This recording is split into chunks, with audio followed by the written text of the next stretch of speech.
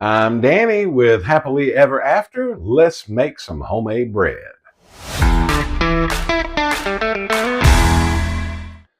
So we bought a bread cooker from Sam's, and this thing is heavy. You see the inside, and so we're going to try it, and we've never done it before. In fact, we've rarely made homemade bread, but if we like it, it would be an economical way of doing it. So we're going to give it a try today. I'm going to try to show you, and hopefully it'll work, an easy bread recipe. The first thing I'm going to do is set the oven on 425.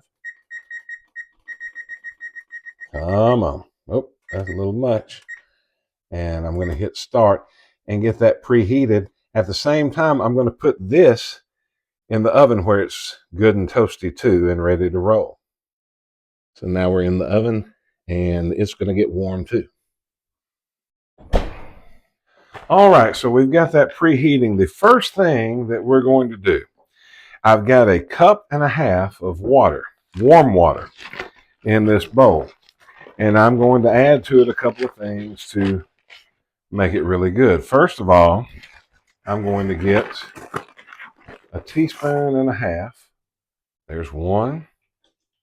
And let's get a half here of sugar. Now, some people say you can use honey. I guess it just depends on if you're wanting all natural or whatnot. The next thing I'm going to add is a teaspoon and a half of salt. So I'm going to try to be precise with it. There's a teaspoon. Let's do a half. Gonna be some, oh, that's way too much. All right, so let's put some of that back. Don't want salty bread. I don't know what that'll do. And I don't want to throw it over my shoulder. The next thing we're going to add is some yeast. And I have here, this is some good old-fashioned great value active yeast. So I've got it right here. I didn't even separate it from the other packs. I'm just going to put all of that in there. And that's active dry yeast. Make sure all of it's in there. Now I'll rip it off because I was scared. I'll rip another pack open, and I'm still going to leave it because see how they're connected there, and I don't see any perforation. So if I rip that, I'm scared I will rip the other one. So I'm just going to fold that up like that, tuck that right there for right now. And then I'm going to stir this and give it a good little stir and try to dissolve the sugar and in the water. Get all of it down in there.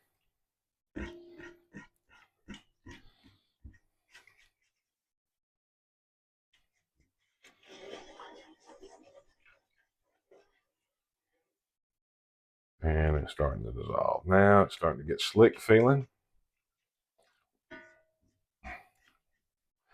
I'm going to leave that there for just a second while I get my flour ready. All right, so we've added sugar. I'm looking at the recipe. We've added salt. We've added water. We've added yeast. Now, this is where I'm confused because I've seen some recipes that call for 3 cups of flour, some that call for 4. And I don't know what to do here. And both of them, it looked like it turned out well. So you know what I'm going to do? I'm going to split the difference and do 3.5. There's 1. There's 2. And this is good white lily bread flour. Nothing short about the flour. There's 3. And I'm going to put 1 to grow on. Put a little extra in there because I don't know how that pan is going to fill up. So that's about a half right there. I could have measured exactly a half, but we're close enough. So I'm going to stir this around. Now I'm not going to stir it roughly. I'm just going to stir it slowly until I incorporate all of that water and flour together and try to get rid of all the dry. Okay, so here's the next part, and I'm not going to lie, I had to get in there and mush it up with my hands just a little bit. And it's rough looking, but I'm going to put a lid on it. And I'm going to put a towel, this egg keeper. I'm going to put a towel over it, and I'm going to let it sit for a little bit and grow in size. So we'll come back and bake it here in just a little bit. All right, so the next thing I'm going to do is I'm going to take the lid off. I took that out of the oven, the cooker, and I'm going to line it with parchment paper. So you'll see that in just a minute. All right, so I've been letting this rise for about 30 minutes. And I'm going to take it out and put it inside. Now it's not a huge difference, but there's some difference. I'm going to work it off the bottom of the pan. And I'm just going to kind of round it up, try not to squeeze it.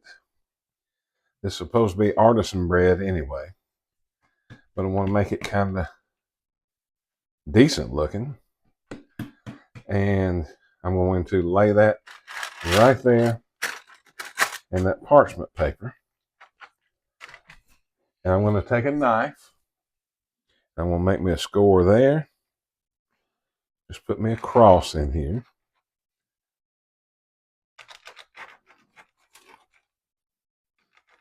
Kind of like so. That didn't turn out good, but you get the picture. And then I'm going to put the lid on it. I'm going to stick it in the oven. And we're going to see if it works. And hopefully it will.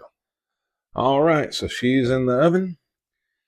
It's hot in there, and we'll see what happens. All right, so I left it in there for about 32, 33 minutes. Different ones say different things, and different recipes say different things, but check this out. Whew, it looks pretty good. And just to check it, you hear that? Can you hear that? So anyway, I'm just going to slice it down the middle, one-handed. Well, hold on. So there you see the steam pouring off of it. I am going to say that I probably could have left it another minute or so. I'm going to put it back in there. But you can see it's going to be pretty good. And I'm not going to try it on camera. But I'm excited about that.